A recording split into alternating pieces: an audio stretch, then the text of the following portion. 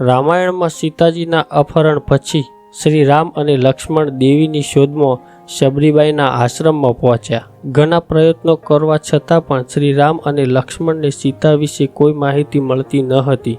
બંને ભાઈઓ શબરીબાઈના આશ્રમે પહોંચ્યા હતા ત્યારે શબરીબાઈ ખૂબ જ ખુશ થઈ ગયા હતા. શબરીબાઈ શ્રી રામજીના પરમ ભક્ત હતા. શબરીબાઈના ગુરુજીએ કહ્યું હતું કે એક દિવસ શ્રી રામ તમારી ઝૂંપડીએ જરૂર આવશે. આ પછી શબરીબાઈ આશ્રમમાં રહીને પ્રભુ શ્રી રામની રાહ જોઈ રહ્યા હતા. જ્યારે શબરીબાઈએ પ્રભુ શ્રી રામ અને લક્ષ્મણજીને જોયા ત્યારે તેમને આસન પર બેસાડ્યા. શબરીબાઈ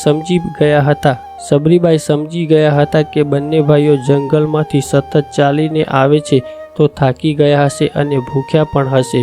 એમ વિચારી શબરીબાઈ બોર ખાવા માટે લઈ આવ્યા. શબરીએ શ્રી રામ અને લક્ષ્મણજીની સામે બોર મૂક્યા અને એક એક બોર તોડીને શ્રી રામજીને ખવડાવવા લાગ્યા. અને પ્રભુ શ્રી રામ શબરીબાઈના એઠા બોર ખૂબ પ્રેમથી ખાવા લાગ્યા.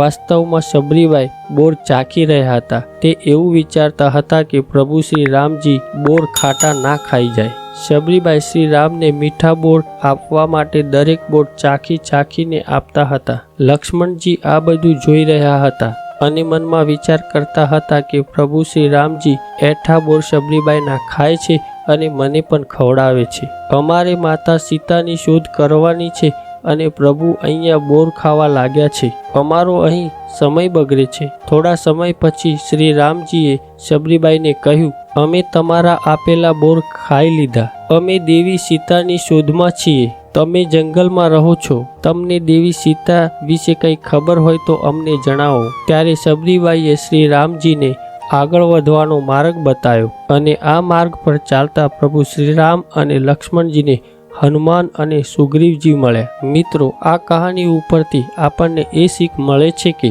જ્યારે પણ આપણે ક્યાંક મુસાફરી કરીએ છીએ ત્યારે આપણે નવા લોકોને મળીએ છીએ. નવા લોકોને મળો, પરંતુ તમારા લક્ષ્યોને ક્યારેય પણ ભૂલો નહીં. મુલાકાતના કારણે તમે તમારા લક્ષ્યને ભૂલી જશો તો તમને અસફળતા મળશે. સફળતા માટે તમે તમારી મંજિલ પર ચાલો અને તમારું લક્ષ્ય ક્યારેય ના ભૂલો. વિડીયો ગમે હોય તો લાઈક કરો, શેર કરો અને સબસ્ક્રાઈબ કરવાનું ચૂકતા નહીં. જય શ્રી રામ.